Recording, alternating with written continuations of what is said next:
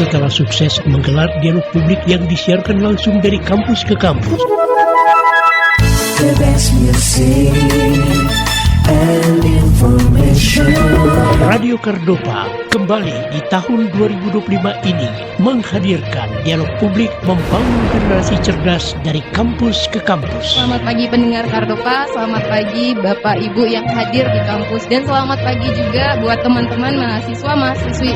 Dengan pembicara dari DPRD Sumatera Utara, akademisi kampus, mereka berbicara dan berdialog dengan para mahasiswa yang merupakan generasi muda penerus bangsa tentang masalah-masalah aktual, hangat, dan menjadi sorotan publik. Bagaimana juga langkah-langkah yang dapat dilakukan?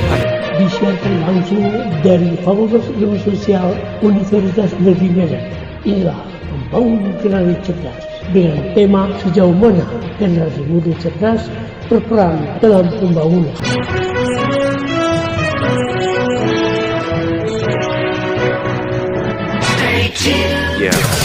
Kardopa Radio FM. Satu untuk tetap jadi nomor satu. Talk Radio Medan. Baik, terima kasih Bang David. Terima kasih juga untuk pendengar Kardopa yang masih setia terus bersama kita di 99,4 FM. Radio Kardopa berani tampil beda. Seperti yang sudah diinformasikan, hari ini kita bersama kembali tentunya di acara Dialog Publik Membangun Generasi Cerdas dengan tema sejauh mana generasi muda cerdas berperan dalam pembangunan. Dan acara ini sekali lagi kita ingatkan hasil kerjasama dari Humas DPRD Sumatera Utara, Radio Kardopa, dan juga Fakultas Ilmu Sosial FIS Unimed. Tepuk tangan lagi.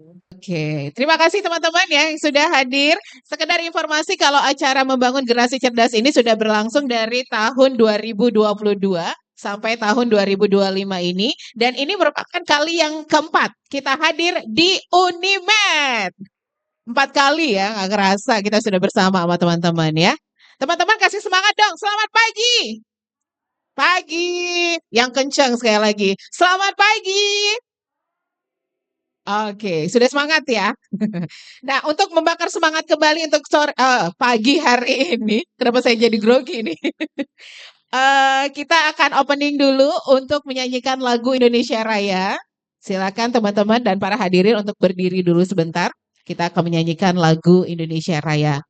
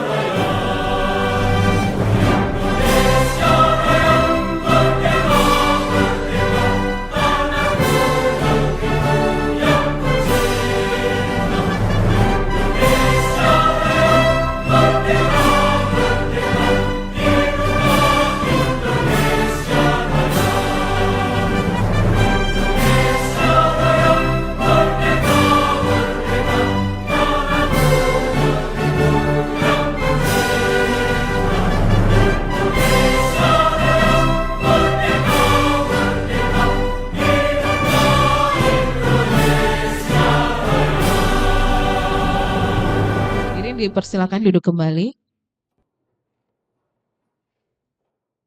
Baik, acara Dialog Publik Membangun Generasi Cerdas kita akan mulai. Tentunya kita akan mendengarkan dulu kata sambutan dari Wakil Dekan 1 PIS Unimed. Ada Bapak Muhammad Rida Syafi'i Damanik, SPI MSC. Kepada Bapak kami persilakan. Terima kasih. Assalamualaikum warahmatullahi wabarakatuh. Selamat pagi untuk kita semua yang sama-sama kita hormati. Para narasumber kita ada Bapak Abdul Rahim Siregar STMT, Beliau adalah anggota DPRD Sumut dari fraksi PKS Komisi D. Kemudian ada Pak Arief Wahyudi, SHMH. Beliau merupakan akademikus Unimed, sekaligus wakil dekan bidang kemahasiswaan. Kemudian yang sama-sama kita hormati ada di sini Pak Ketua Jurusan, Pak Dr. Surya, kemudian narasumber kita, moderator kita, Bu Oksari, kemudian Pak Peter selaku perwakilan dari Cardova FM dan seluruh tim, dan yang kami banggakan juga seluruh mahasiswa FIS Unimed yang hadir dari seluruh program studi, ada PPKN, Geografi, Sejarah, dan Antropologi, serta seluruh pendengar Cardova FM. Pertama sekali mari kita panjatkan puji dan syukur kita kepada Allah Subhanahu wa taala karena dengan limpahan kenikmatan yang diberikan, terutama nikmat iman, kesehatan, waktu, kita masih bisa melaksanakan satu acara, mungkin acara tahunan ini sudah empat kali, yang bertajuk Membangun Generasi Cerdas, acara dialog publik dengan tema sejauh mana generasi muda cerdas berperan dalam pembangunan. Pertama, saya ingin mengucapkan mohon maaf Ibu Dekan yang mungkin tidak dapat hadir secara langsung bersama kita di sini karena beliau saat ini sedang melaksanakan tugas juga di luar kota. Kami mengapresiasi kegiatan ini dan ini merupakan kegiatan kali keempat sudah dilaksanakan dari tahun 2022. Tentu ini berkat kerjasama dari Cardova FM, kemudian dari Humas DPRD Provinsi Sumatera Utara, dan juga dari Fakultas Ilmu Sosial. Ini merupakan acara yang cukup baik dan kami sangat apresiasi karena dapat memberi penguatan bagi generasi muda untuk bisa lebih cerdas dan bijak tentunya sesuai dengan tema yang diangkat. Kalau tahun lalu itu berkaitan dengan tahun politik yang mengarahkan dengan tema-tema bagaimana penguatan generasi untuk bisa lebih cerdas terhadap politik, dan tahun ini kita melaksanakan era baru gitu ya, dengan kepemimpinan baru. Tentu kita bicara bagaimana peran pemuda dalam pembangunan. Banyak hal nanti yang akan dibahas dari dua narasumber kita yang saya rasa sudah cukup kompeten. Ada dari DPRD Sumut dan tentu ada dari akademisi. Kami berharap kegiatan ini bisa terlaksana dengan baik. Dan kita mengharapkan dengan adanya kegiatan ini bisa membangun semangat dari generasi muda, tentunya untuk bisa membangun Sumatera Utara menjadi lebih baik. Mungkin itu sambutan dari kami. Mohon maaf jika ada salah kata. Kami akhiri dengan wassalamualaikum warahmatullahi wabarakatuh. Selamat pagi untuk kita semua.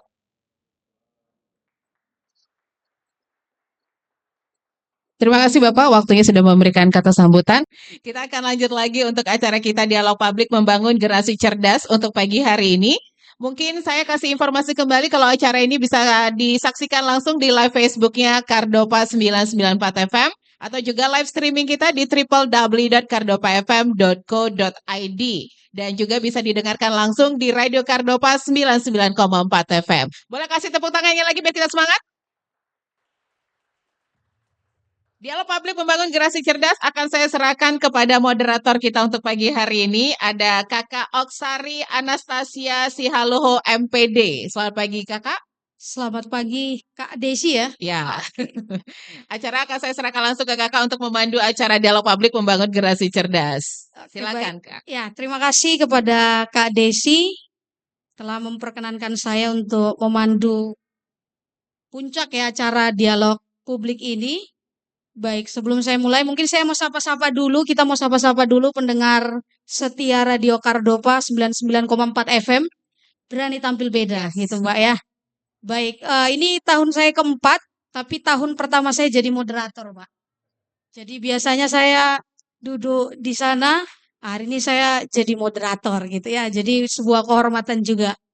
Nah, tema kita sangat menarik pada pagi hari ini, bicara soal sejauh mana generasi muda berperan dalam pembangunan. Nah, yang hadir hari ini, teman-teman di Facebook dan di radio ini adalah mahasiswa yang kalau saya lihat ini hampir mayoritas jurusan PPKN.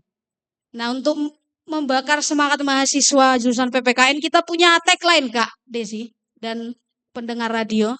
Siap-siap ya? Oke, Bisa ya? Oke. Bisa ya? Jurusan PPKN.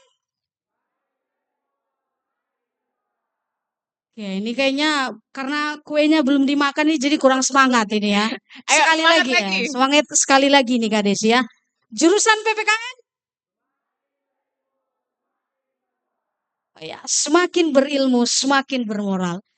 Nah, ini tagline yang sangat menarik dan cocok buat tema kita diskusi publik tentang membangun generasi bangsa sejauh mana generasi muda berperan dalam pembangunan. Dalam catatan saya ini mohon izin Pak Abdul bahwa tahun lalu temanya adalah peran. Dari tema ini ditambahkan dengan sejauh mana. Jadi sejauh mana ini berkaitan dengan pengaruh. Artinya dari tahun ke tahun sesungguhnya mahasiswa secara khusus di Fakultas Ilmu Sosial sudah sejauh mana. Nah, ini sangat menarik. Baik, seperti yang kita ketahui bahwa generasi muda, para mahasiswa, pendengar setia Radio Cardova, ini adalah tulang punggung masa depan bangsa, begitu ya Pak ya.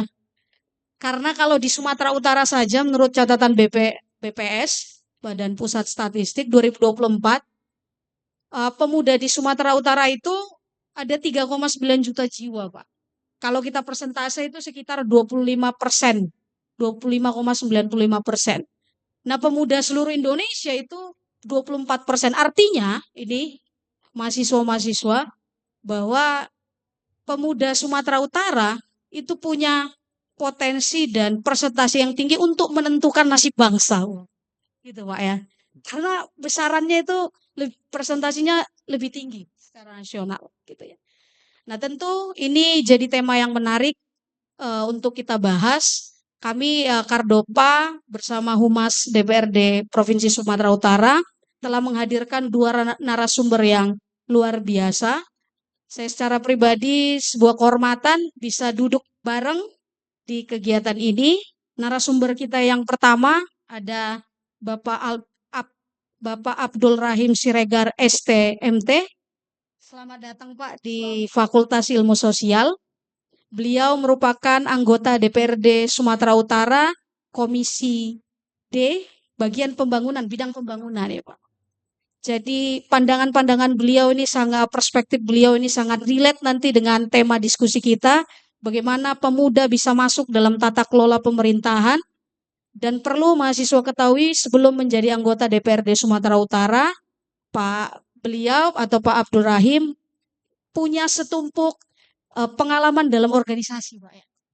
Betul, ada dari quantum leadership dan spirituality.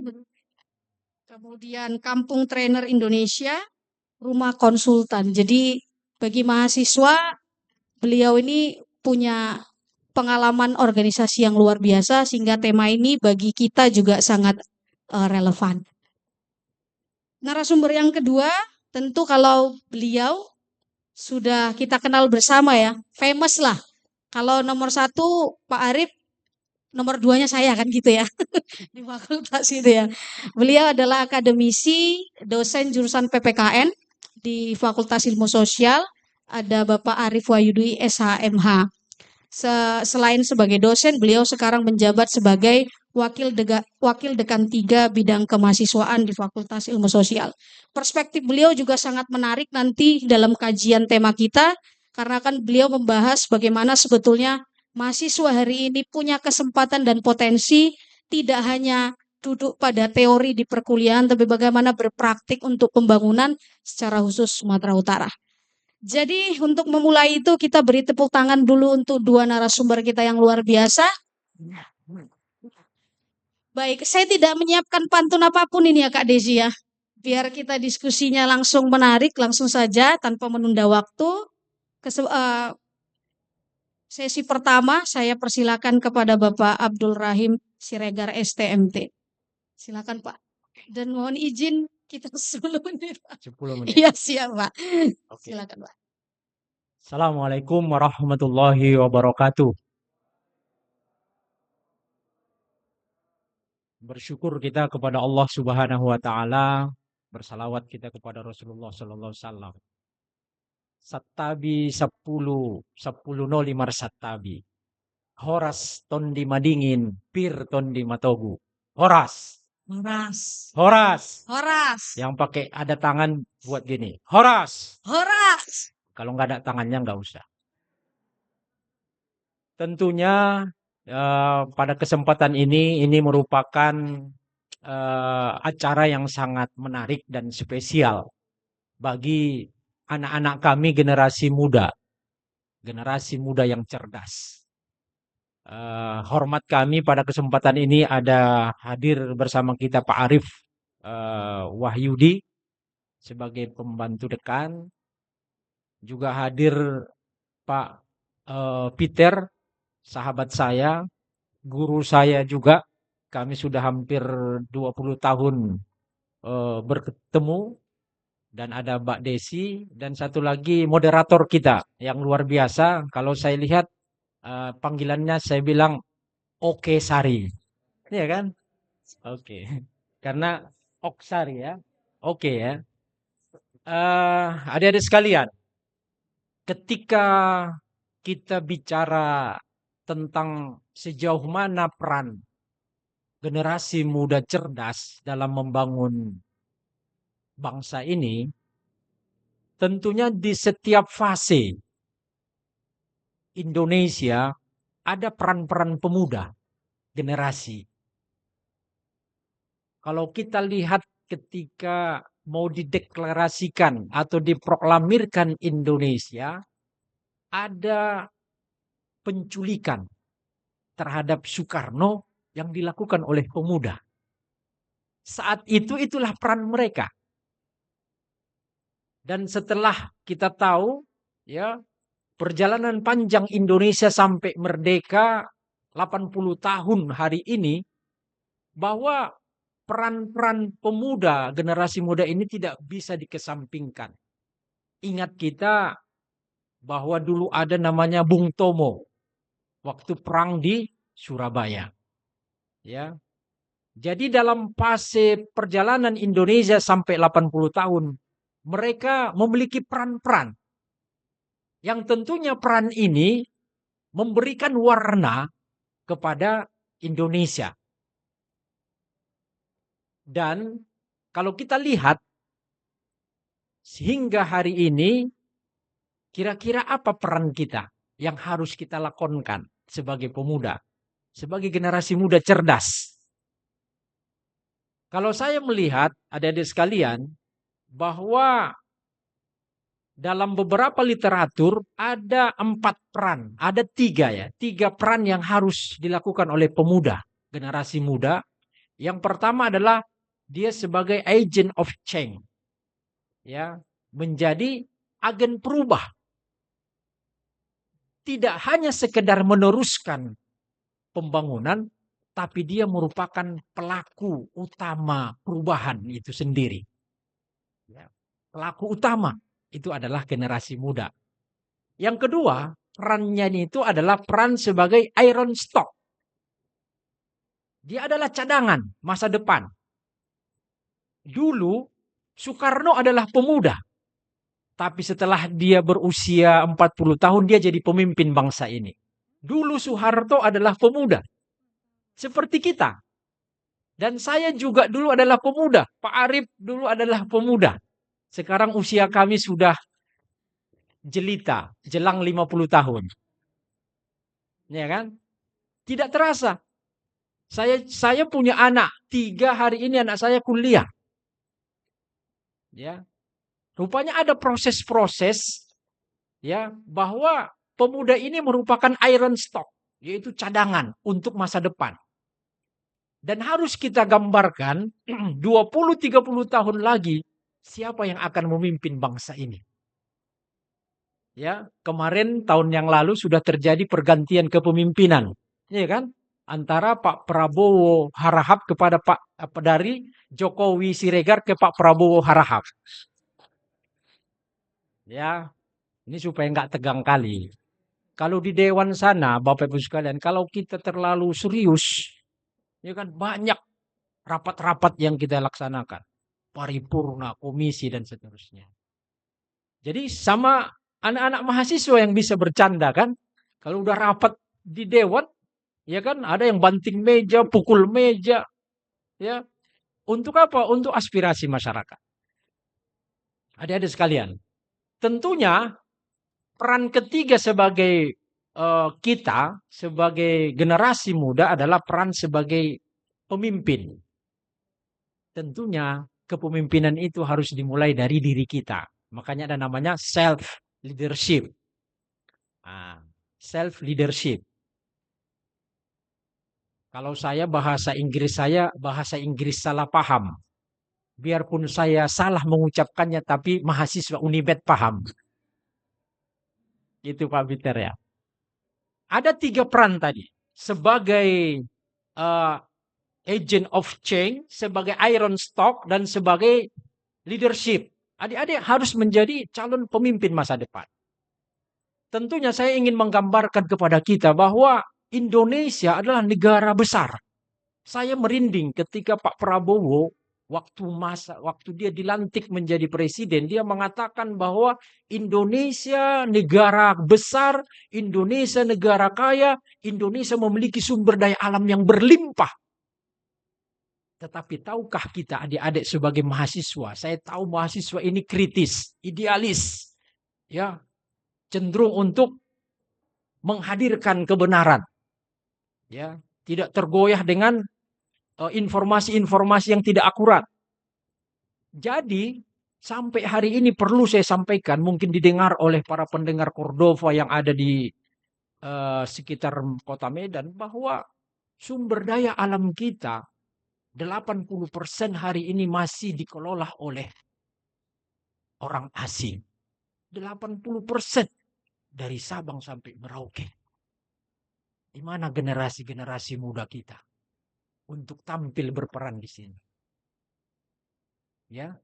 Akhirnya ketika dikelola oleh negara asing, maka kita tidak mendapatkan yang kita inginkan.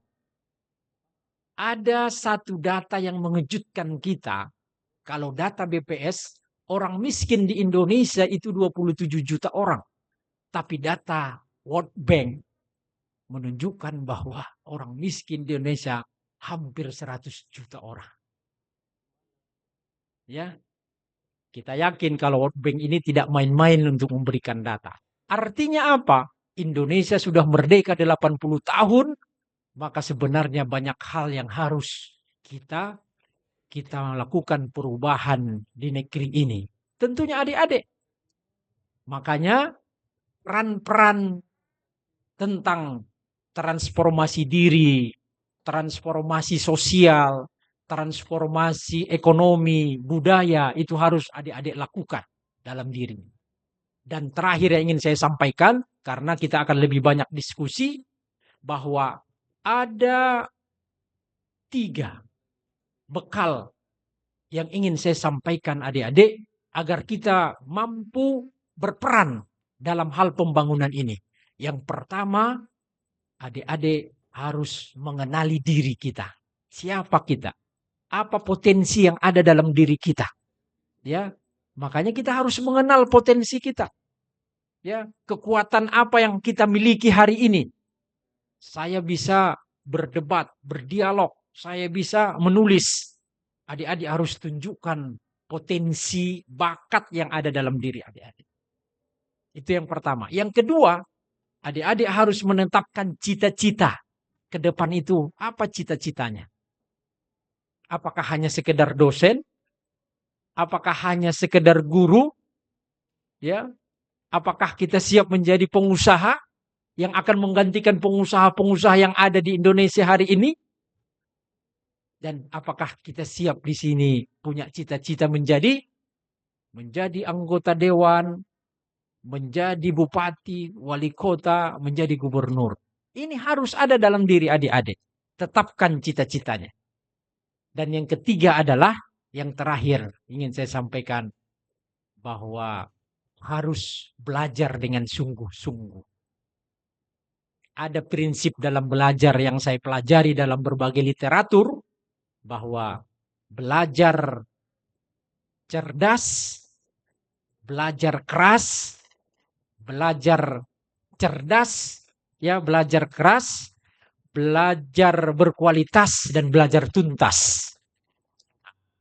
Ini yang harus adik-adik miliki. Kalau ini sudah dimiliki, saya yakin bahwa dimulai dari kita memperbaiki diri kita, sama dengan lagu Indonesia Raya yang kita tadi perdengarkan, bangunlah, apa dulu? Bangunlah jiwanya, bangun badannya. Makanya jiwanya dulu yang dibangun kalau kita ingin sukses Indonesia. Bukan badannya, bukan fisiknya, mentalitinya dulu. Saya tadi mantap, semakin berilmu, semakin bermoral. Morality itu yang harus kita miliki. Indonesia hari ini, perlu saya sampaikan, Indonesia yang kita cintai hari ini, ya, terjadi degradasi tentang integritas. Mudah sekali memahami integritas adik-adik sekalian. Saya ada buku yang pernah saya baca. Orang yang niatnya sama dengan ucapannya itu adalah orang jujur. Orang yang niatnya sama dengan perbuatannya itu orang yang berkomitmen. Dan orang yang niatnya sama dengan perkataan dan perbuatannya, inilah orang yang berintegritas. Saya ulang. Apa yang ada dalam dirinya, niatnya sama dengan perkataannya, sama dengan perbuatan. Itulah orang yang berintegritas. Ini yang sudah hilang dari Indonesia ini.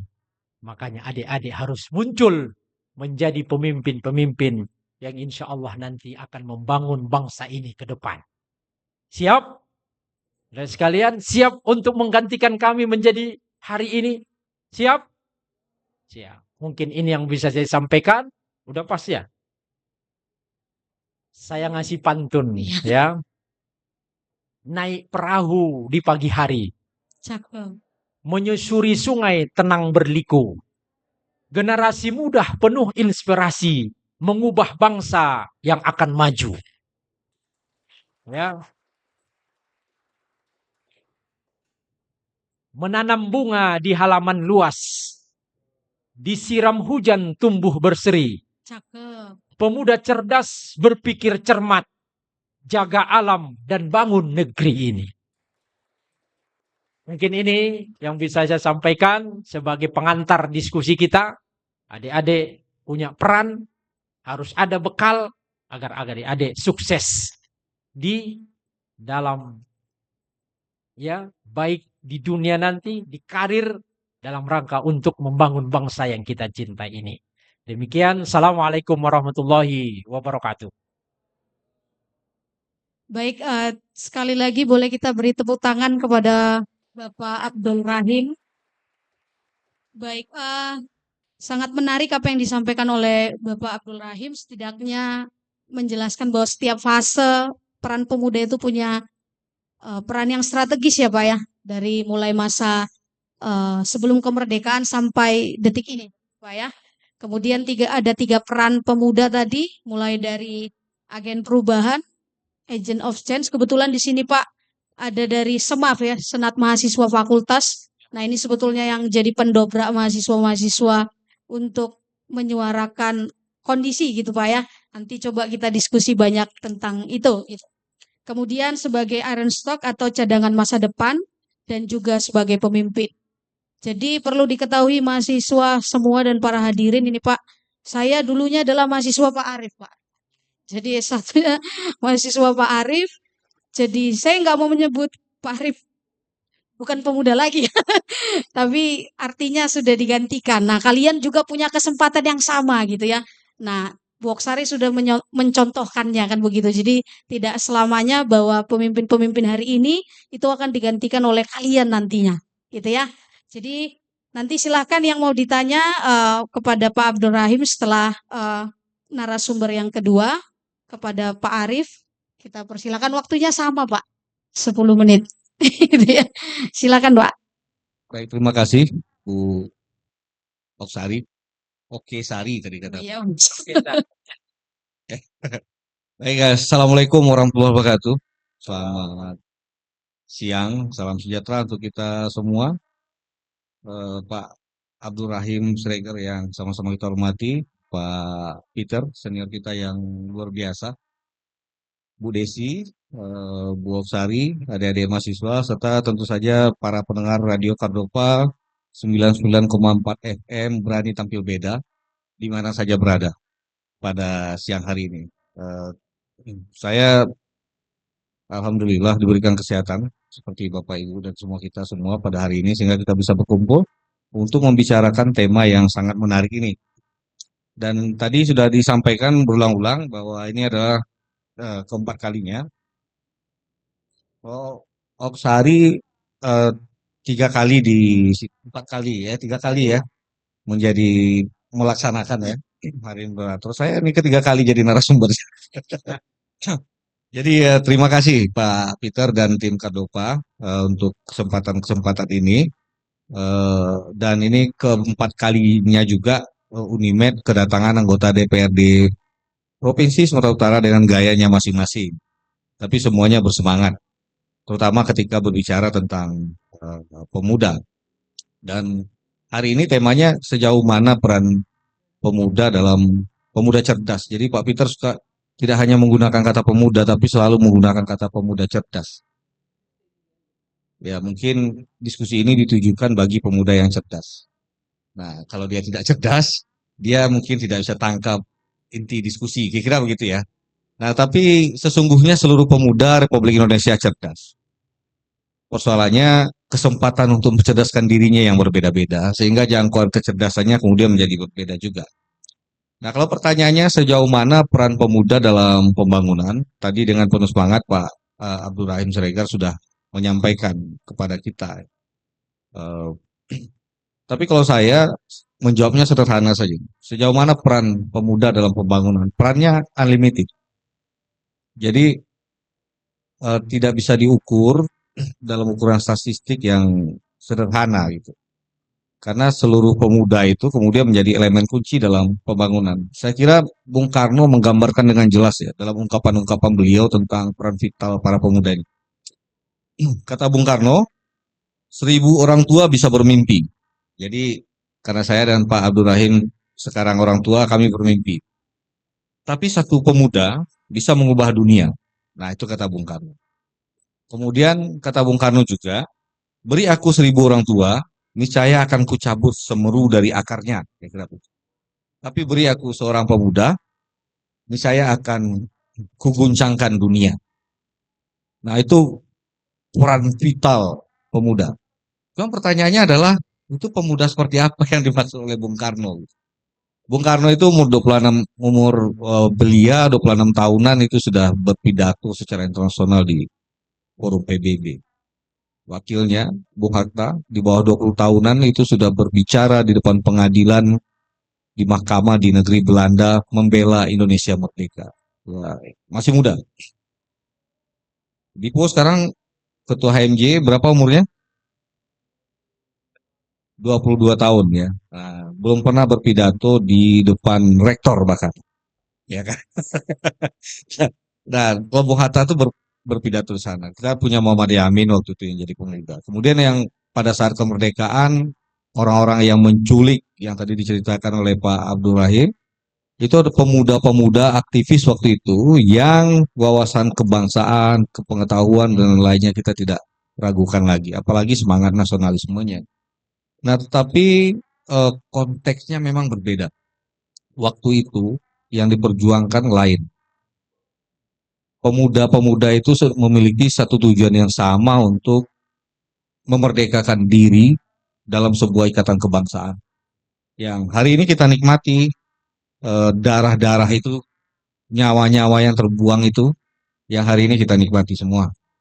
Nah, sekarang apa yang diperjuangkan oleh para pemuda sehingga kemudian kita bisa mengukur sejauh mana keterlibatannya dalam pembangunan.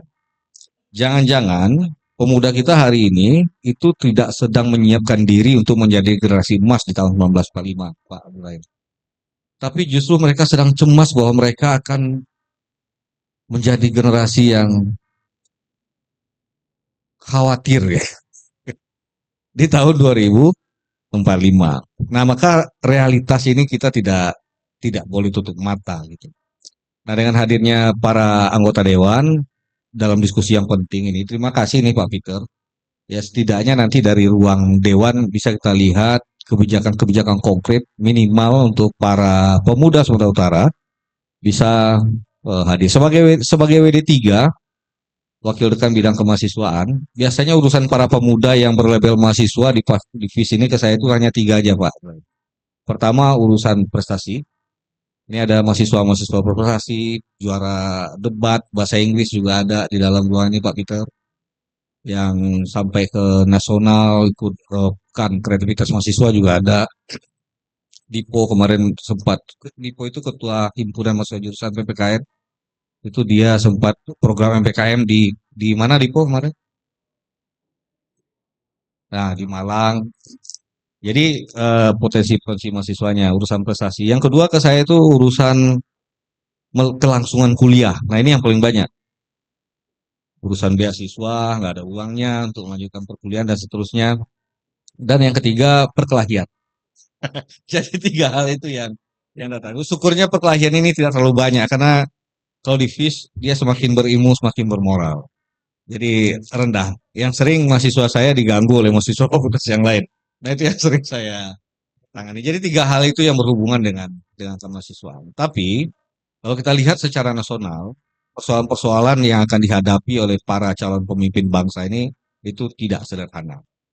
Hari ini ada tadi sudah disampaikan oleh Bu Sari, ada 284 juta penduduk Indonesia.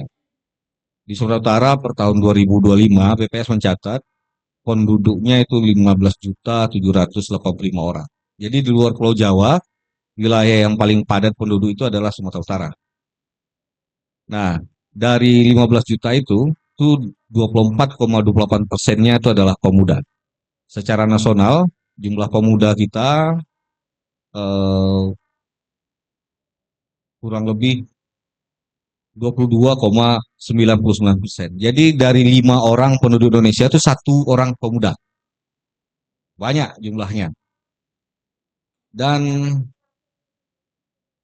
secara nasional itu 64 juta jiwa pemuda di Indonesia.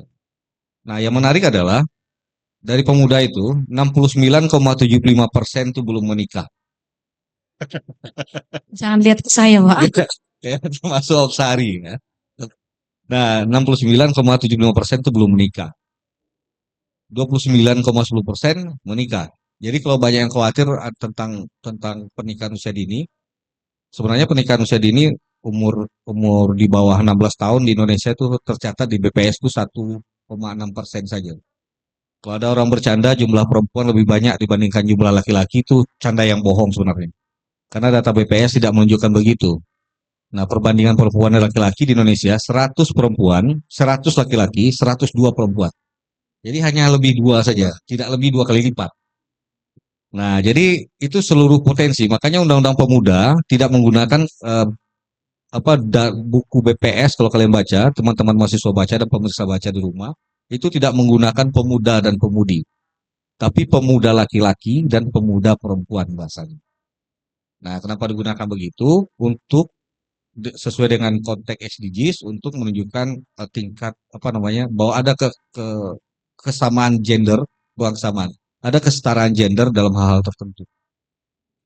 Nah, dari 9 dari 100 pemuda yang sudah menikah tadi itu, ya, dia sudah menikah ini, itu 9 diantaranya tidak pernah sekolah.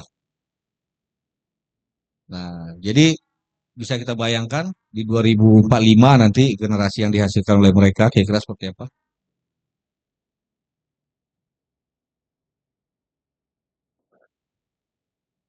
Dan banyak lagi nih data-data yang sebenarnya menarik kalau dicermati gitu. Di Sumatera Utara, pemuda yang kelihatannya lebih banyak tinggal di perkotaan. 25% tinggal di perkotaan, 23% tinggal di pedesaan. Tapi yang menarik itu adalah 99,79% pemuda kita itu bisa membaca. Jadi walaupun dia tidak tamat sekolah, tapi dia bisa membaca. Nah, persoalannya adalah kemampuan dia menelaah bacaan itu. Nah, itu kenapa? Karena kadang pemuda kita, kasihan ada beberapa orang yang masuk penjara sia-sia di tahun-tahun politik yang lalu karena ikut-ikutan berantem, karena informasi hoax misalnya. Nah, itu juga jadi keprihatinan seharusnya dari kita. Dan di Sumatera Utara, Pak, itu 68,72% pemuda itu tidak sekolah lagi di Sumatera Utara.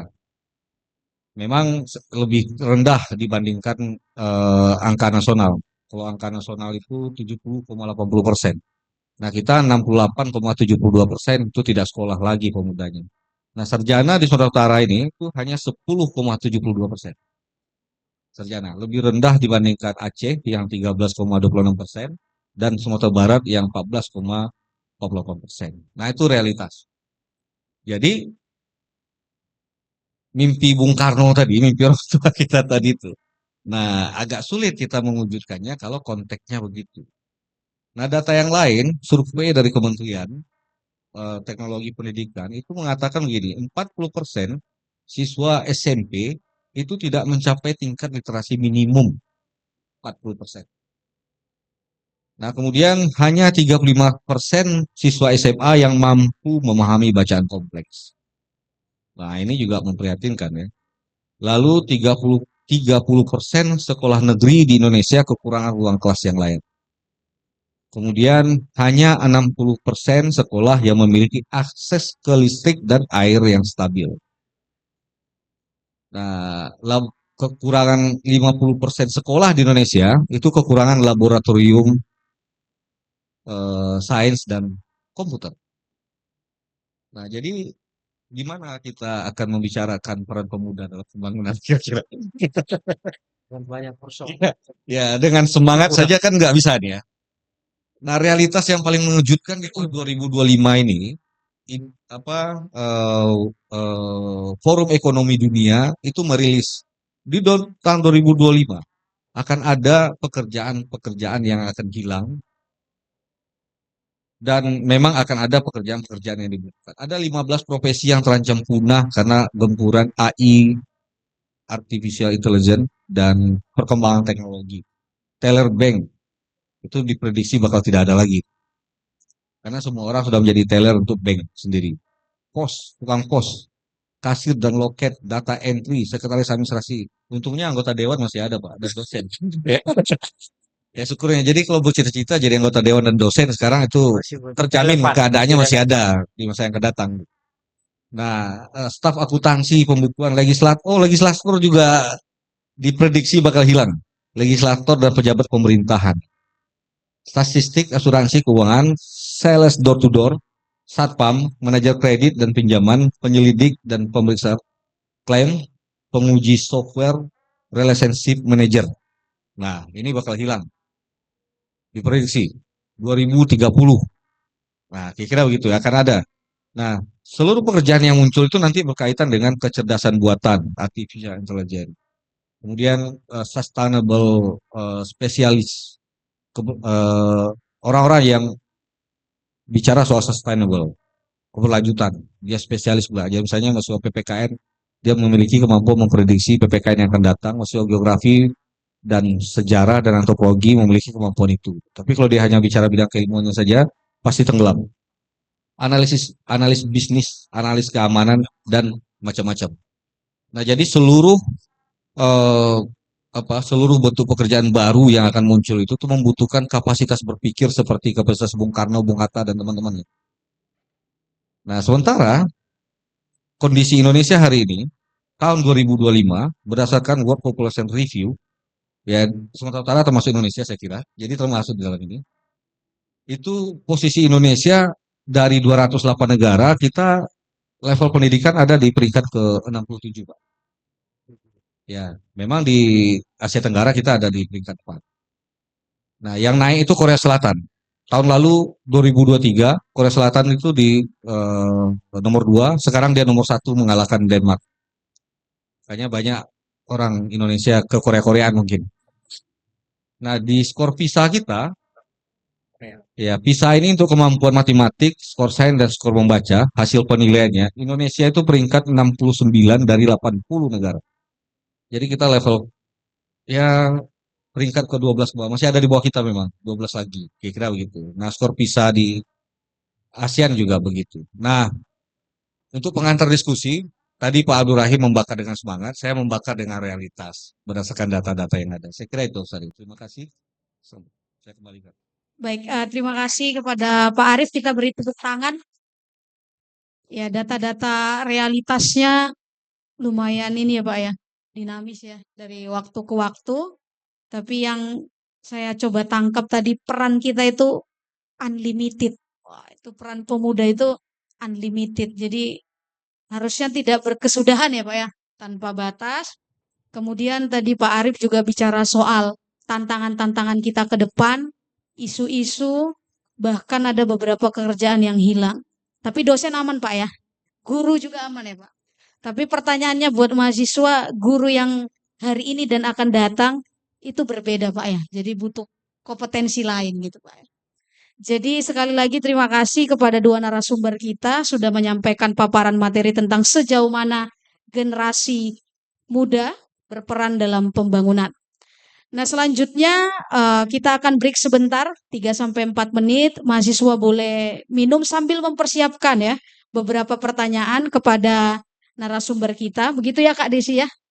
Oke, selanjutnya saya serahkan kepada Kak Desi. Silakan Kak. Oke, terima kasih Kak Oksari. Oke Sari gitu ya. Sari ya.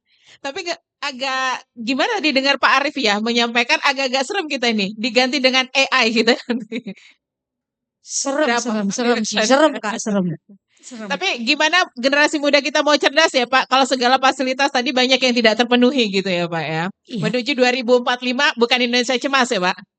Harap cemas. Harap cemas.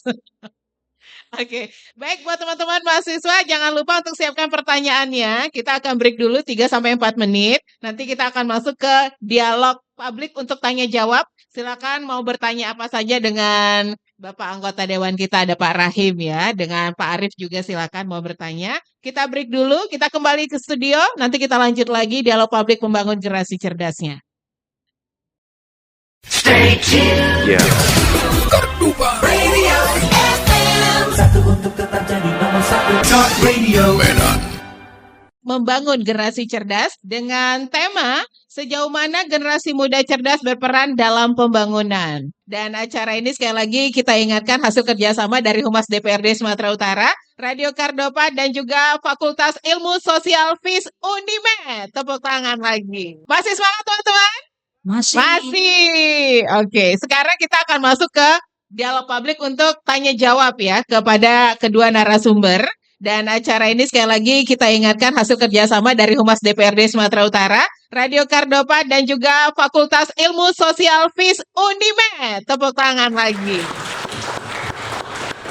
Jangan lupa untuk bisa didengarkan langsung di Radio Kardopa 99,4 FM atau juga untuk live streaming kita di www.kardopafm.co.id dan juga saksikan live Facebook kita di Facebook Kardopa 994 FM. Acara saya kembalikan lagi ke kakak moderator, Kak Oke Sari. Oh iya, terima kasih Silakan, Kak Desi ya.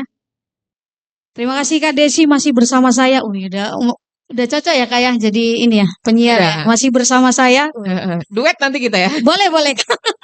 Boleh. Terima kasih kepada Kak Desi sekali lagi. Radio Kardopa, pendengar setia Radio Kardopa 99,4 FM. Baik, kita langsung aja di acara yang ditunggu-tunggu ini, sesi yang ditunggu-tunggu mahasiswa. Ini Pak Rahim, saya lihat dari wajah-wajahnya ini ada mungkin sangat banyak pertanyaan ini Pak ya. Sangat bertanya. Ini sudah mengumpulkan banyak pertanyaan, tapi untuk sesi tanya jawab kita buka 3 penanya ya. 3 penanya. Sesi 1 ya. Oke, sesi 1. 3 pertanyaan. Nanti silakan tunjuk tangan kemudian sebutkan nama dan dari jurusan apa. Begitu ya. Oke. Siapa penanya pertama? Silahkan. Ya, baik. Oke, silakan. Ini abang yang Iya, ini. Yang baju hijau. baju hijau. Kemudian nanti yang di belakang. Ya, silakan sebutkan nama, kemudian jurusan dan pertanyaannya. Terima kasih kepada moderator. Perkenalkan, nama saya Jopan Effendi Nenggolan Parusip. Saya dari jurusan PPKN Stambuk 2024. Topik kita hari ini sangat menarik. Sejauh mana generasi muda cerdas berperan dalam pembangunan? Bisa dikatakan peran yang ada, bisa dikatakan peran pemuda yang ada di ruangan ini nantinya akan menjadi agen perubahan di bidang pendidikan. Tadi saya masih terusik karena Bapak Arif Wahyudi menjelaskan data-data yang ada, tetapi tidak dijelaskan mengenai guru. Karena nantinya di sini audiens yang mungkin 90% di ruangan ini nantinya akan menjadi tenaga pendidikan. Maaf ya Pak, karena baru sekali ini Pak saya bertanya. Iya, nggak apa-apa. Nggak apa-apa. Pertanyaannya, bagaimana generasi muda yang cerdas bisa tetap menjadi agen perubahan pembangunan jika gaji guru di Indonesia masih sangat kecil dibandingkan dengan gaji guru di negara lain? Saya ambil contohnya di negara Luxembourg yang gaji rata-rata minimumnya adalah 87 juta, 87,5 juta. Data ini saya ambil dari kompas.com yang diupload pada tanggal 17 Maret 2025. Dan saya bandingkan lagi dengan negara tetangga kita Singapura. Dengan gaji rata-rata 51 juta per bulan yang diupload oleh edukasi.com tanggal 19 April 2025. Apakah berbanding terbalik dengan Indonesia yang masih kita temukan gaji guru di bawah minimum? Contoh, ada yang masih di bawah 500, bahkan ada yang di bawah 1 juta. Apakah kualitas pendidikan yang dihasilkan dari guru yang kurang sejahtera masih mampu mencetak generasi muda yang benar-benar siap membangun bangsa ini? Karena saya lihat pemerintah menggembar-gembarkan dengan kalimat Indonesia Emas 2045. Sementara pendidikan adalah salah satu fondasi yang sangat kuat untuk membangun bangsa. Dengan penutup saya tutup dengan kalimat Pak Ki Hajar Dewantara, yaitu pendidikan adalah investasi terbaik bagi masa depan bangsa dan guru adalah kunci utama dalam investasi tersebut. Pertanyaan ini saya sampaikan kepada Bapak anggota Dewan DPRD Sumatera Utara. Terima kasih. Terima kasih. Ya, terima kasih kepada Abang. Selanjutnya pertanyaan kedua, silakan Sapar ya. Silakan. Yang di belakang. Yang di belakang.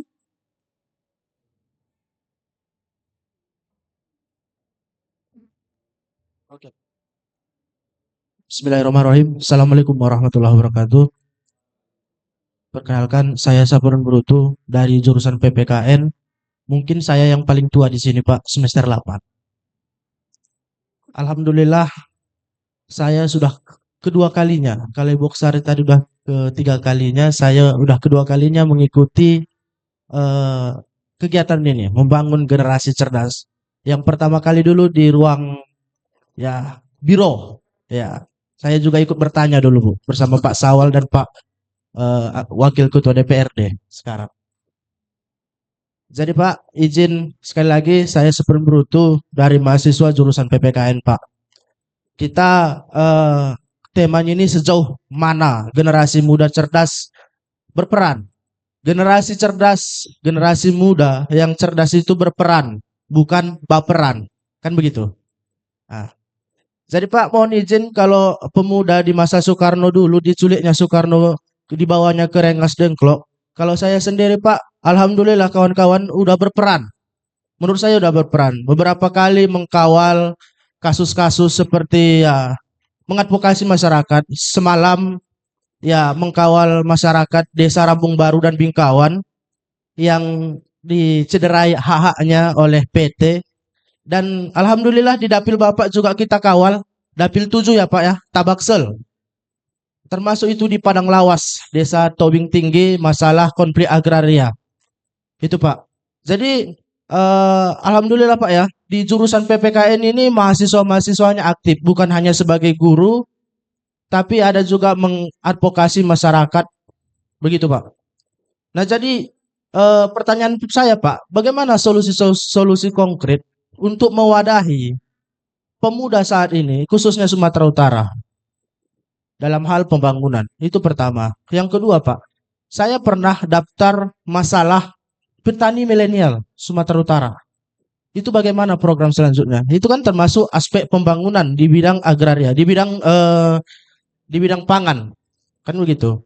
Untuk mewujudkan swasembada pangan yang digadang-gadang oleh presiden kita. Begitu. Bagaimana? Karena saya paling cinta dengan namanya bertani.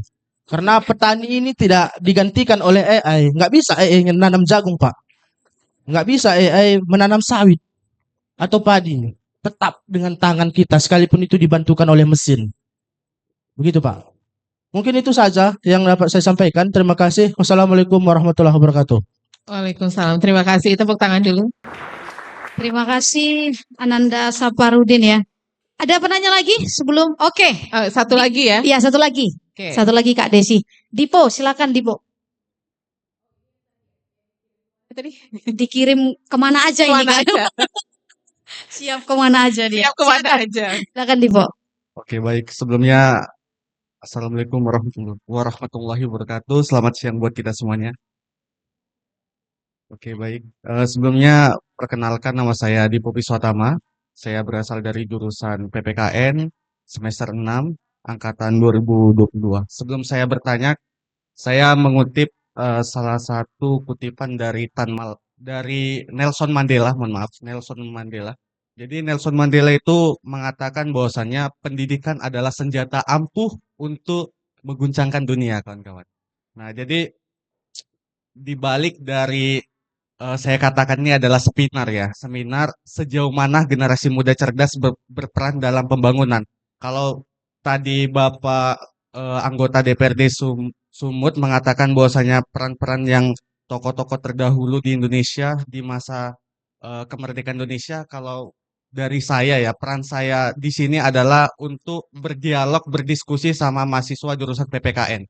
Namun sekarang ini kendala saya kalau untuk mencerdaskan mahasiswa PPKN ini, saya rasa kalau misalnya diajak berdialog, diskusi kayak warung kopi dan sebagainya, mungkin masih banyak yang membahas tentang hedonisme, tentang senang-senang dan sebagainya gitu.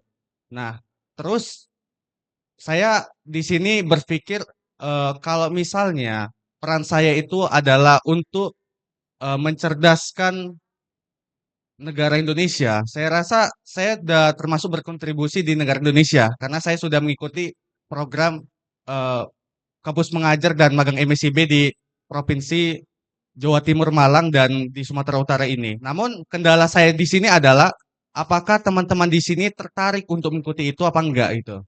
Nah terus tadi adik dari PPKN angkatan 2024 berfokus kepada negara maju gitu ya, seperti negara Singapura dan lain sebagainya. Saya termasuk senang ya, maksudnya kayak negara Indonesia itu dicontohkan ke negara-negara maju gitu. Namun kalau misalnya negara Indonesia berfokus kepada negara maju seperti itu, saya rasa untuk misalnya event-event seperti ini, negara maju itu udah nggak melakukan berdialog seminar seperti ini gitu. Karena mungkin kayak negara-negara maju seperti Cina, Amerika, dan sebagainya, orang itu pada fokus untuk mengembangkan roket yang nantinya pergi ke bulan gitu. Kalau sekarang kita di sini berfokus kepada peran pemuda gitu, peran pemuda yang masih pro kontranya seperti itu gitu. Jadi mungkin pertanyaan saya di sini, apakah Indonesia sejauh ini bisa nggak menjamin kesuksesan generasi muda di Indonesia? Karena mengingat kalau misalnya diagung-agungkan nasionalisme, naturalisasi itu masih nasionalisme daripada negara Indonesia. Karena kalau misalnya kita lihat sepak bola gitu ya, sepak bola kayak negara-negara maju, negara-negara yang mempunyai keturunan Indonesia seperti itu, mereka lebih nasionalisme daripada warga negara Indonesia. Nah, pertanyaan saya kepada Bapak anggota DPRD Sumatera Utara, apakah sebaiknya Indonesia untuk mencapai generasi emas, mohon maaf, tahun 2045, apakah Indonesia seharusnya mempekerjakan naturalisasi orang luar negeri untuk datang ke Indonesia agar Indonesia itu mempercepat generasi emas itu, karena jangka dari tahunnya negara maju sama negara berkembang ini sangat sangat lama gitu. Kita perlu instan seperti itu. Itu yang pertama. Nah, terus untuk pertanyaan dari Bapak Arif Wahyudi. Nah, tadi kan Bapak kan menjelaskan tentang by data ya, tentang konkret negara Indonesia ini seperti apa gitu. Nah, saya di sini langsung teringat kepada pendesaan di Labuan Batu Utara. Jadi di Desa Labuan Batu Utara itu sangat minim tentang berdialog tentang politik. Mereka lebih berfokus kepada yang namanya gotong royong dan lain sebagainya gitu, kebersihan gitu. Kalau dialog politik dan sebagainya mereka anti banget kalau masalah politik dan sebagainya. Karena saya juga udah sering berdialog sama kawan-kawan yang dari Labuan Batu Utara, mereka tidak cocok lah untuk berdiskusi tentang politik, itu masih kurang gitu. Nah, di sini saya mempertanyakan kepada Bapak, kalau misalnya kan peran dari generasi muda itu adalah membangun. Saya rasa di sini untuk Indonesia itu belum bisa untuk berperan untuk membangun generasi muda sekarang. Kalau misalnya saya ambil contoh, Indonesia mempunyai yang namanya perpustakaan tertinggi yang ada di dunia, yaitu di kota Jakarta. Saya sudah masuk di situ. Gedungnya itu tinggi, tapi daya baca dari orang-orang Indonesia itu nggak ada datang ke sana gitu. Takutnya perpustakaan di Indonesia itu dari statistiknya yang mereka masuk itu bukan untuk membaca buku, tapi untuk tidur-tiduran gitu. Karena perpustakaan itu saya rasa kalau misalnya dibuat dengan statistik, oh ini dari fakultas ini naik gitu. Saya rasa tujuan mereka itu bukan untuk membaca buku takutnya. Takutnya untuk biar suasananya tenang, biar fokus untuk mengerjakan tugas dan lain sebagainya. Nah, jadi fokus pertanyaan saya kepada Bapak Arif Wahyudi, menurut Bapak gitu, bagaimana pemuda yang awal mulanya itu adalah dia itu tidak minat baca buku, yang tadi Indonesia itu memang tidak baca bukunya itu sangat minim, untuk berperan aktif kepada generasi Indonesia di tahun 2045 yang akan mendatang. Karena kita masih minim yang namanya baca buku. Mungkin itu saja pertanyaan dari saya. Terima kasih dan saya kembalikan. Ya, baik. Terima kasih, tepuk tangan untuk Dipo juga. Sengaja nggak saya potong karena kayaknya baru nonton bola ini, efek nonton bola, jadi sengaja nggak saya potong ini Kak Desi ya. Jadi agak sedikit panjang gitu. Jadi ada 3 pertanyaan di sesi pertama, pendengar radio Kardopa. Tadi bicara soal guru, ini Pak Abdul Rahim dan Pak Arif. Jadi mempertanyakan bagaimana dengan gaji guru yang sedikit menciptakan gitu ya, pemuda yang cerdas gitu ya. Gitu ya Bang.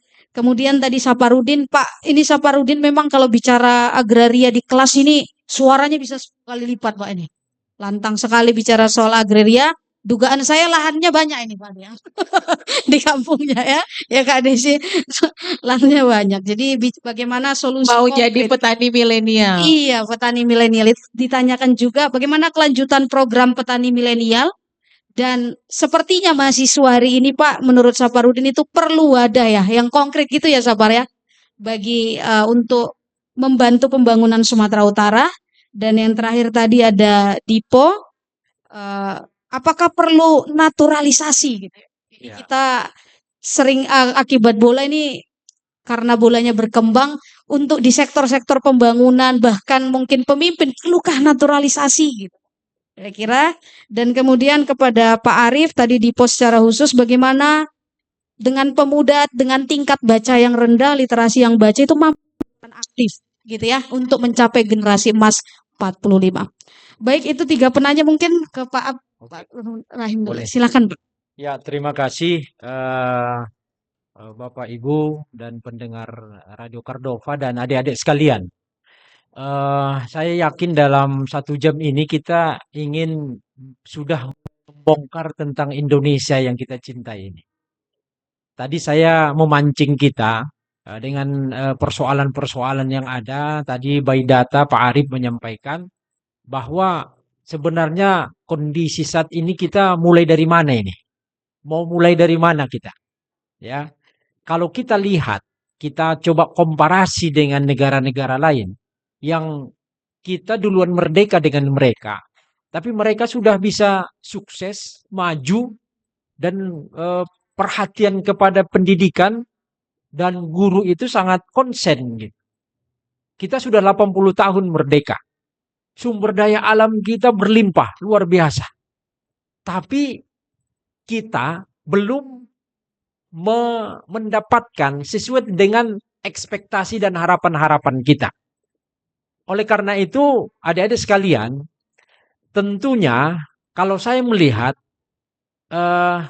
kalau kita ingin berubah, maka harus dimulai dari cara pandang kita. Cara pandang kita tentang Indonesia, cara pandang kita tentang Sumatera Utara, tapi cara pandang ini harus dimulai dari pemimpin kita. Saya terinspirasi, adik-adik sekalian, ada satu buku saya baca, bahwa tadi disebutkan Korea Selatan, kenapa mereka bisa hari ini berkembang luar biasa, ya? Karena memang dulu ada presidennya, dengan tidak sengaja, kalau nggak salah pernah berkunjung ke Indonesia, dia membaca arti dari satu ayat dalam Al-Quran, ya, yang artinya Allah atau Tuhan tidak akan mengubah suatu kaum kecuali, ya, dia mengubah dirinya sendiri. Dia kan nggak pandai bahasa Indonesia, ya kan? Dia orang Korea Selatan, dia pandai bahasa Inggris, ya. Diterjemahkan bahwa suatu bangsa akan berubah kalau, ya, diawali perubahan dari diri sendiri.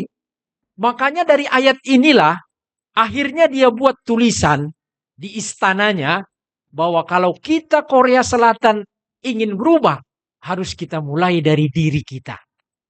Ya. Dan mereka berhasil sampai hari ini. Artinya saya berharap kita juga, tadi persoalan guru misalnya, kita prihatin. Ya, malah ada kebijakan dari MK, saya memprotes di Facebook saya bahwa harus dikaji ulang tentang pendidikan gratis ya kan, sekolah negeri dan swasta.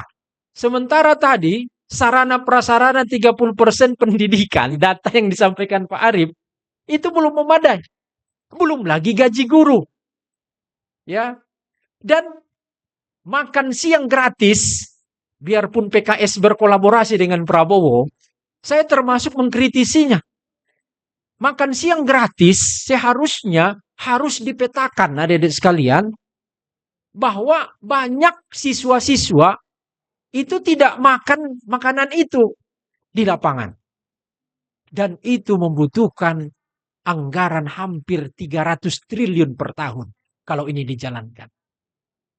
Bagaimana kalau 300 triliun itu dikasih kepada guru supaya meningkat kualitas pendidikan kita? Makanya intinya saya lihat adalah siapa pemimpinnya, dialah yang akan merubah bangsa ini menuju kepada yang lebih baik. Karena saya melihat pemimpin kita hari ini masih ada, ya, sedikitnya masih dipengaruhi dan dibayang-bayangi oleh pemimpin yang sebelumnya. Ya, nggak usah saya sebutkan. Ya, nggak apa-apalah. Saya karena anggota dewan boleh berbicara, ya kan? Punya kekebalan berbicara dan akan berargumentasi. Artinya apa? Dari persoalan-persoalan tadi si Brutu tadi, ya, mengatakan bahwa advokasi sudah dilakukan. Bagaimana sebenarnya meningkatkan mungkin pertanian di Sumatera Utara. Begitu juga di pertanian. Nah, harus ada konsen pertanian Sumatera Utara, 60% itu ada di pertanian di Sumatera Utara. Makanya harus ada konsen dari gubernur yang terpilih, ya, yaitu Pak Bobi Nasution. Ya, dia manggil tulang sama saya. Saya kemarin ikut memenangkan beliau karena saya sekretaris tim pemenangan. Tapi itu saya sudah menghantarkan dia jadi gubernur. Tapi ketika kami sekarang bersama-sama mitra, saya siap memberikan kritikan yang konstruktif kepada beliau. Ya, artinya hari ini DPRD sedang membahas RPJMD 2025 sampai 2030. Apakah benar-benar visi misinya ini sesuai dengan harapan masyarakat di Sumatera Utara? 15.000 masyarakat di Sumatera Utara. Makanya saya katakan tadi bahwa Sumatera Utara luas, tapi kadang masih belum dioptimalkan sepenuhnya. Masih terasa belum luas. Akhirnya 4 pulau di daerah Aceh masuk ke Sumatera Utara. Ya kan? Ini serba 4 ini. 4 tambang emas di Raja 4 juga dicabut. Jadi istilah-istilah 4 banyak sekarang. Adik-adik sekalian, intinya yang ingin saya sampaikan adalah kalau kita ingin melakukan perubahan, perubahan itu harus berawal dari siapa? Ya, siapa sekarang leadernya, siapa pemimpinnya, itulah yang memiliki kekuasaan penuh untuk melakukan perubahan. Sama dengan ibu-ibu kita, ini ilustrasinya. Kalau dia ingin memilih ikan, mana ikan yang bagus, ikan yang sudah mati, maka dia lihat itu apa? Insangnya, iya kan? Kepalanya dulu. Maka kalau kita ingin melihat Indonesia, kita lihat bagaimana tipikal kepemimpinan di Indonesia. Kalau kita ingin berubah, mungkin butuh waktu perubahan. Apalagi kita cita-cita kita ingin menjadikan generasi emas. Ya kan? Ada yang mengatakan generasi cemas. Iya, kalau kita tidak membuat pondasi yang kuat, saya juga khawatir bahwa generasi emas ini terwujud. Kalau kita tidak melakukan pondasi, membangun pondasi yang kuat tentang ini. Dan satu lagi tadi pertanyaan dari Dipo, apakah Indonesia tentang naturalisasi? Saya lihat dari data yang saya sampaikan 80% sumber daya alam kita dikelola oleh asing sebenarnya sudah terjadi dari dulu naturalisasi di Indonesia. Tapi bagaimana kemudian ini harus menjadi challenge, menjadi tantangan bagi kita, apalagi generasi muda, ya, harus hadir untuk menggantikan orang-orang luar yang menjadi manajer, menjadi leader, menjadi direksi yang ada di perusahaan-perusahaan yang ada di Indonesia. Makanya kita harus siap. Dan saya ingin bahwa mahasiswa PPKN hari ini jangan hanya bercita-cita hanya untuk jadi guru, hanya untuk lulus jadi P3K. Sekarang ada P3K paruh waktu. Nanti ada lagi P3K sedikit waktu. Lucu negara kita ini. Setiap ada pemerintahan, setiap ada menteri berubah semua. Tapi kadang tidak diperhatikan. Berapa ribu orang yang dirumahkan, rawat guru, gara-gara mereka tidak masuk dalam kategori K1, K2, dan P3K. Dan sekarang tidak memiliki pekerjaan apa-apa. Sudahkah pemimpin kita di negeri ini melihat ini secara komprehensif atau melihatnya secara parsial? Kita lihat nanti 5 tahun ke depan apa yang terjadi. Ditentukan dari sikap kita dan cara pandang kita hari ini. Mungkin ini yang bisa saya sampaikan dari jawaban-jawaban tersebut. Baik, terima kasih. Pak, tepuk tangan boleh? Ya, sudah sangat gamblang. Oke, silakan Pak Arif untuk, karena masing-masing narasumber dikasih pertanyaan juga Pak. Dari guru tadi tentang Saparudin, kemudian Dipo, silakan. Ya, baik, Bu. Oke, Sari. Sepertinya waktu saya tinggal 1,5 menit ya. Tadi gaji guru kecil gimana mau maju itu saya sepakat ya, dengan Julham apa? Julfan Pak. Dengan Julfan. Kemudian saya juga dengan Sapar nanti akan sama-sama menunggu solusi konkret dari Pak Abdul Rahim dari Gedung Dewan. Kita nanti bisa sama-sama kita lihat di pembahasan RPJMD 2030 Sumatera Utara nanti kira-kira peran pemuda ada di mana. Paling enggak berapa banyak mahasiswa yang dapat beasiswa. Kira-kira gitu nanti bisa kita lihat sama-sama Pak Peter ya di RPJM ya. Ya bisa kita titip melalui forum ini. Dan tadi ada Dipo budaya baca, memang datanya memprihatinkan. Tahun 2022 UNESCO merilis data, 2020 UNESCO merilis data budaya baca kita dari 12 negara yang diriset kita nomor 11. Selalu ada di bawah kita. Ya, tapi kalau yang ini satu ya. Kalau tadi untuk kemampuan sains, literasi dan matematik ada 12 di bawah kita. Tapi kita sih ada 65 di atasnya. Itu saingan kita secara global sebenarnya. Nah, gimana cara mendorong budaya baca? Ya, itu kesulitan, saya kira kesulitan berjemaah hari ini. Kenapa? Karena membaca itu tidak jadi habit. Apalagi di data statistik pemuda itu nanti Dipo bisa lihat, itu 89, sekian persen pemuda itu mengandalkan handphone sebagai sumber bacaan. Termasuk kalian saya kira para mahasiswa mengerjakan tugas tidak lagi ke perpustakaan tapi menggunakan informasi-informasi digital yang belum terverifikasi kebenarannya itu sebagai informasi. Nah, dalam rangka mendorong itu maka Unimed kemudian mungkin sebagian mahasiswanya jengkel dengan tugas yang banyak itu. Tapi niatnya itu sesungguhnya adalah untuk menjadikan mahasiswa Unimed sebagai pembaca-pembaca yang tangguh. Sebenarnya 6 tugas itu, walaupun bagi mahasiswa itu mungkin banyak yang kurus kering gara-gara mengerjakan 6 tugas, tetapi keprihatinan terhadap budaya bacalah yang mendasari kenapa 6 tugas itu hadir.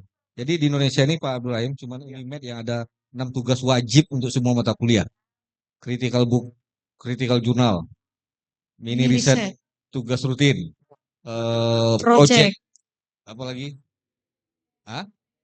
Rekayasa ide. 6 itu wajib untuk setiap mata kuliah. Makanya wajahnya kan relatif agak apa ya, agak sembab-sembab nih. Tapi kan teman-teman tadi bisa lihat kualitas pertanyaan yang diajukan oleh 3 penanya tadi itu. Kualitas pertanyaannya kan levelnya luar biasa itu. Tepuk tangan untuk yang tadi bertanya. Saya sebagai dosennya bangga dengan pertanyaan yang diajukan oleh kalian gitu. Nah, itu dalam rangka mendorong budaya baca. Itu yang dibuat oleh Unimed. Nah, cuman memang habit membaca itu tidak kelihatan. Kalau di luar negeri kayak di Kroasia misalnya atau di Serbia gitu. Di Serbia itu bapak mamanya membaca di rumah. Jadi kemudian anak-anaknya juga membaca. Jadi mereka pergi jalan-jalan ke luar negeri, mereka nggak nyari tempelan-tempelan kulkas saja gitu. Tapi juga nyari buku-buku yang diterbitkan, buku histori negara-negara tertentu. Nah, kenapa? Kalau di Jepang, di stasiun kereta api, rajin orang membaca. Kalau di sini mahasiswa kita bukan nggak mau membaca di angkutan umum. Gimana cara membaca di angkot? Coba? Ramahkah angkot itu untuk mahasiswa? Coba kalian baca di angkot itu, bahwa terbanting-banting kiri kanan. Ya kan, belum lagi musiknya sesuai dengan selera supir angkot, bukan sesuai dengan selera mahasiswa. Nah, itu juga harus diperhatikan oleh para anggota dewan kita, saya kira. Saya pernah di Simpang itu ada mahasiswa berhenti gitu di angkot, saya kebetulan di angkot, berhenti gitu, dia diam aja. Terakhir kelewatan, apa kata supir angkot? Suara kau pun kecil kali, kayak suara tikus katanya, coba. Sama mahasiswa, padahal itu adalah calon pemimpinnya kelak. Saat dia jadi pemimpin, kira-kira dia peduli nggak sama masyarakat ini? Ya pasti enggak dong, orang masyarakat nggak peduli sama dia. Nah, saya kira itu catatan-catatan penting kita. Terima kasih tadi Dipo, Yupan, dan Sapar. Tidak hanya untuk bertanya, tetapi juga menunjukkan kualitas pertanyaan yang luar biasa. Saya kira mudah-mudahan kelak dari antara kalian ini ada yang jadi gubernur, ada yang jadi bupati, ada yang jadi menggantikan Pak Peter sebagai senior dalam urusan broadcasting di Sumatera Utara, menggantikan Kak Desi dan lain-lain. Mudah-mudahan begitu. Ya, karena itulah nanti yang diharapkan dari pemuda-pemuda kita. Saya kira demikian dari saya. Terima kasih. Saya kembalikan pada Aufsel. Ya, terima kasih kepada Pak Arief. Kita beri tepuk tangan untuk kedua narasumber kita. Sekali lagi, yang semangat ya.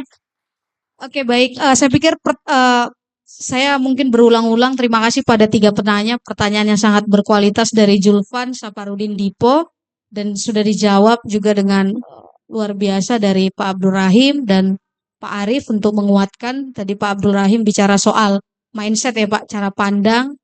Mudah-mudahan pemimpin kita, leadership kita bisa, pemimpin kita bisa membawa pemuda ya Pak, menuju generasi emas 2045.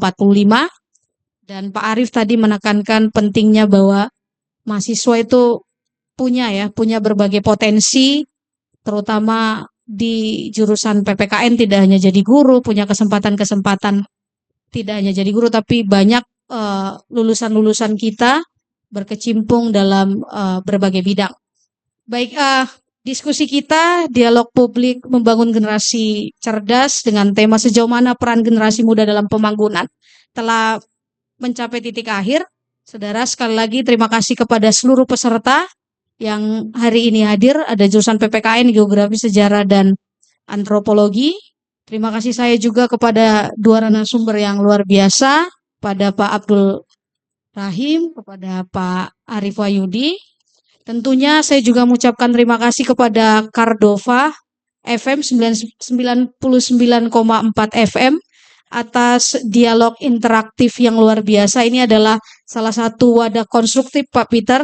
Terima kasih, dan Kak Desi tentunya kepada ini acara berlangsung dari kerjasama Humas DPRD Provinsi Sumut dengan Radio Cardova. Selanjutnya, acara selanjutnya saya serahkan kepada Kak Desi. Mohon maaf dari saya, Oksari Anastasia Sialoho, jika dalam memimpin jalan diskusi ada kesalahan dan kurang baik dalam tata kata, saya kembalikan kepada Kak Desi. Silakan Kak. Memandu acara kita untuk siang hari ini. Terima kasih juga buat teman-teman. Tadi 3 pertanyaan sudah mewakili, kayaknya panjang-panjang. Panjang. Ya. Sebetulnya nggak 3 pertanyaan itu Kak Desi. Udah banyak. Banyak pertanyaan dari 3 orang. 3 orang. Semoga ini bisa yang mau jadi petani milenial bisa terrealisasi gitu ya. Oke. Baik, terima kasih juga buat teman-teman yang sudah hadir di acara kita Dialog Publik Membangun Generasi Cerdas. Gimana tadi dari jawaban narasumber kita, terutama dari anggota DPRD Sumatera Utara Bapak Abdul Rahim, sudah puas kalian? Sudah puas? Jawab dong. Puas nggak? Kalau belum puas, Pak Abdul Rahim biar kita tahan. Tapi kita nggak on air. Baik, acara kita sudah hampir berakhir sampai jam 12 ini. Sekali lagi saya pengen mengucapkan terima kasih Pak Abdul Rahim sudah hadir di acara kita. Pak Arief Wahyudi juga terima kasih sudah hadir di acara Membangun Generasi Cerdas. Kita harapkan ke depannya teman-teman yang hadir ini bisalah menjadi generasi penerus bangsa yang cerdas ke depannya ya Pak ya. Baik, terima kasih sekali lagi buat pendengar Cardova yang sudah stay tune di 99,4 FM dan juga live streaming kita atau juga live Facebook kita. Sekali lagi saya pengen menyampaikan acara ini tentunya terselenggara atas kerjasama Humas DPRD Sumatera Utara, Radio Cardova 99,4 FM dan juga Fakultas Ilmu Sosial FIS Unimed. Nanti kalau kita hadir kemari diterima lagi ya. Diterima dengan baik.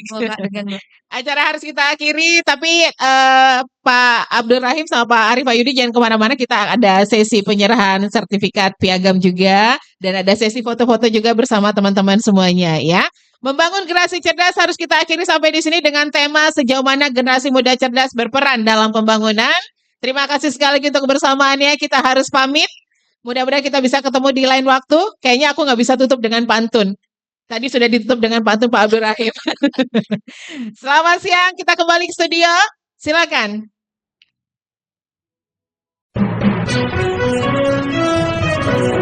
Setelah sukses menggelar dialog publik yang disiarkan langsung dari kampus ke kampus, The best music and information. Radio Cardova kembali di tahun 2025 ini menghadirkan dialog publik membangun generasi cerdas dari kampus ke kampus. Selamat pagi pendengar Cardova, selamat pagi Bapak Ibu yang hadir di kampus, dan selamat pagi juga buat teman-teman mahasiswa-mahasiswi. Dengan pembicara dari DPRD Sumatera Utara, akademisi kampus, mereka berbicara dan berdialog dengan para mahasiswa yang merupakan generasi muda penerus bangsa tentang masalah-masalah aktual, hangat, dan menjadi sorotan publik. Bagaimana juga langkah-langkah yang dapat dilakukan agar budaya-budaya lama yang kotor dalam politik itu bisa berubah ke depan. Baru kali ini akademisi pun dibungkam dan tidak didengar. Kita sedang tidak baik-baik saja. Ini juga harus mencatat adik-adik mahasiswa. Peran adik-adik di mana? Paling tidak memberikan edukasi kepada warga masyarakat